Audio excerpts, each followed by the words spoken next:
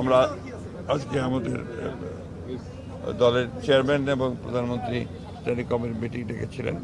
Standing কমিটির মিটিংয়ে আলোচনা হয়েছে আমাদের এই 47 দিনের যে কর্মসূচি প্রধানমন্ত্রী নিয়েছেন এবং কাজগুলোর সম্পর্কে দলের মতামত অর্থাৎ স্ট্যান্ডিং কমিটির মতামত তিনি নিয়েছেন এবং সেই সঙ্গে অনেক সদস্য তাদের কিছু কিছু পরামর্শ দিয়েছেন।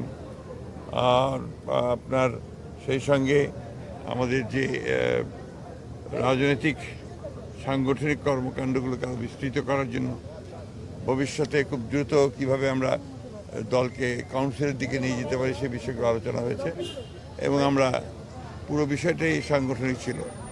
আমরা মনে করেছি যে খুব দ্রুতই আমরা চেষ্টা করব যে যত দ্রুত পাওয়া যায় কাউন্সিলের দিকে যাওয়ার জন্যে, এটার সম্পর্কে আমাদের আলোচনা হয়েছে। এটাই ছিল মূল আলোচনা, এই বিষয়ে কোনো আলোচনা হয়নি। Thank you. আগের সম্ভাবনার প্রশ্নই উঠতে পারে না, আমাদের তো মিনিমাম কয়েক মাস সময় লাগবে এটাকে ঠিক করতে। দৈনিক আজকের বাংলা .net